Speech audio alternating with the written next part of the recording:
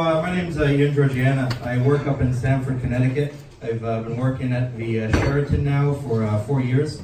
In that time, we've organized the Hyatt in Greenwich. We've organized the Hilton in Stamford. We organized the Sheraton My Hotel, also in Stamford. And I don't know if you guys know Connecticut much, but Connecticut is definitely a place of the richest in this country, but also next to some of the poorest. I mean, if you take the Metro North line, from Harlem 125th up to, like say, New Haven, you see the kind of richness of Greenwich. You see the Maserati dealerships, you see the Tesla dealerships.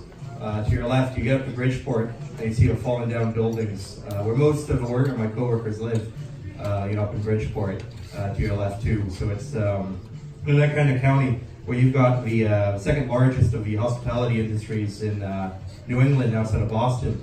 We organize the workers. Start off with just a few of us, but with only one union staff. Everyone else has been rank and file. Our team's got some comrades from Haiti who was active in the anti-RC protests, and now he's at Bellman.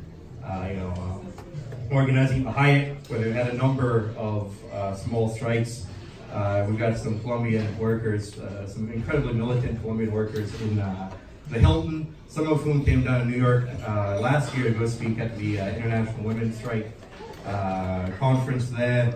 And as far as I know, the Hilton was one of the few workplaces last year that actually had a picket on International Women's Day, mostly led by all of our housekeepers in the hotels.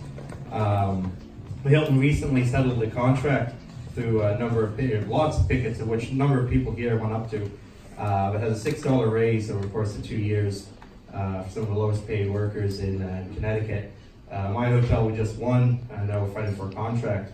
But I think it's something about actually having Trotskyists in the labor movement in Connecticut, where we've had Marxist educationals in English, Spanish, and Creole. 40, 50 articles.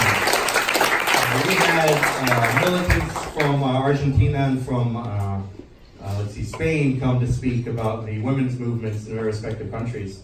We've had Adolf Reed speak on race and capitalism to dozens of workers at Union Hall. It's the only Union Hall I've been in that has pictures of Che and Trotsky and the red flags. It's not very, it's kind of rare, unfortunately, in this country.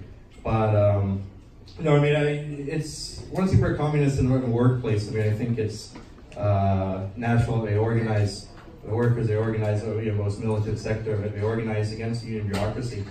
And I've always thought that the two things communists have to do is that they have to find angry workers and they have to tell the truth. Unfortunately. Unfortunately, capitalism is such a fucked up system. There's always angry workers, and it seems like we see more angry workers all the time, and we see them everywhere. And we just have to tell them the truth. We have to tell them the truth about we got to fight the Democratic Party and the Republican Party. We have to push forward our own tactics. We have to win on the shop floor, build up shop floor militancy. We have to build a leadership from that crucible of class struggle. That I've seen a lot of my comrades here in Left Voice do, and the nurses, and in the 7K strike movement. We just gotta build up independent class power and take everything from the rich.